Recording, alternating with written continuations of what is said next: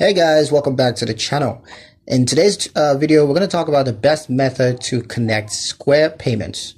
Now, the best method to do this, to connect Square payments to Lendio, is to link your account so that all transactions, sales, refunds, and processing fees all automatically flow into your financial dashboard.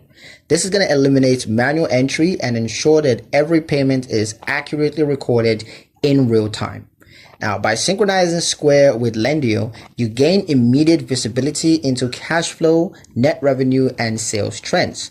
Categorizing transactions becomes seamless, making it easier to prepare reports, to allocate funds, and to monitor profitability.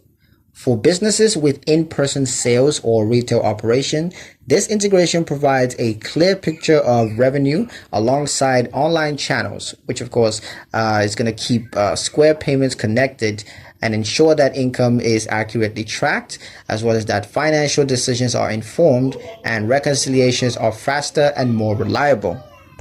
But yeah, that's pretty much it for the video, guys. Hope you liked it. Hope you found the information here useful enough. If you did, like, comment, share, and subscribe for more helpful financial insights. Thank you guys for watching, and I'll see you in the next one.